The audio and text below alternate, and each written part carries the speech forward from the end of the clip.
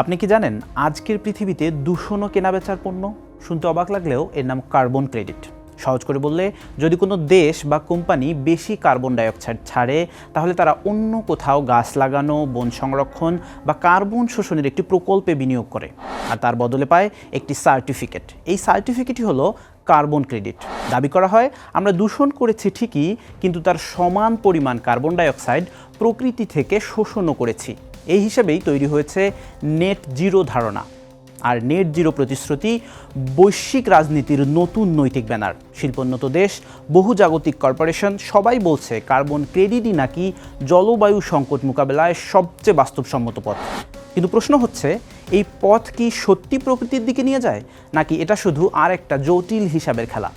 আজকে জানবো carbon credit কি সমাধানের পথ, নাকি সমাধানের মুখোশে পুরনো শোষণ। সঙ্গে আছি আমি সাগর।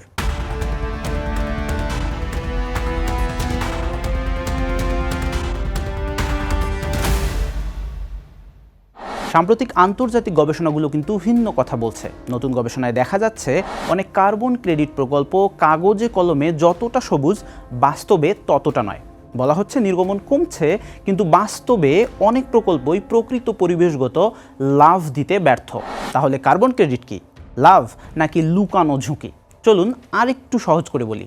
যদি কেউ দূষণ কমানোর নাম করে আসলে কিছুই না করেও টাকা পায়, তাহলে সেটাকে কি আমরা সত্যিকারের সমাধান বলবো? ইয়েল ইউনিভার্সিটির নতুন গবেষণা বলছে বিশ্বের সবচেয়ে বড় বন রক্ষা ভিত্তিক কার্বন ক্রেডিট প্রোগ্রামগুলোতে আছে বড় ফাঁক। ধরুন কোনো দেশ আগে থেকেই বন কম কাটছে, তারা নতুন কিছু না করেও ক্রেডিট পেতে পারে। অন্যদিকে যেখানে বন ধ্বংস বেশি, তাদের প্রথমেই বড় পরিবর্তন আনতে হবে, না হলে তারা কোনো ক্রেডিটই পাবে না। আর সবচেয়ে চিন্তার বিষয়, কিছু জায়গায় দেখা গেছে প্রোগ্রামে ঢোকার আগেই হঠাৎ করে বন কাটার হার বেড়ে গেছে। কেন? কারণ পরে কমালে দেখানো যাবে দেখুন আমরা কত উন্নতি করেছি, আর সেই হিসেবেই মিলবে কার্বন ক্রেডিট।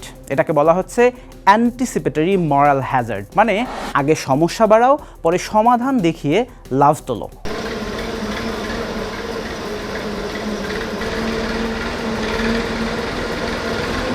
আর সবচেয়ে বড় দুর্বলতা হচ্ছে বেসলাইন, মানে ধরে নেওয়া হয় স্বাভাবিকভাবে কত বন কাটা হতো। এই হিসাবটা যদি ভুল হয়, তাহলে পুরো কার্বন ক্রেডিটটাই হয়ে যাবে প্রশ্নবিদ্ধ। তাহলে কার্বন ক্রেডিট কি?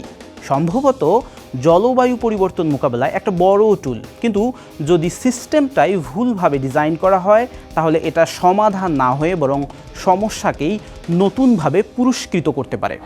আপনাদের কি মনে হয়, কার্বন ক্রেডিট কি সঠিক পথে এগোচ্ছে নাকি ভুল পথে?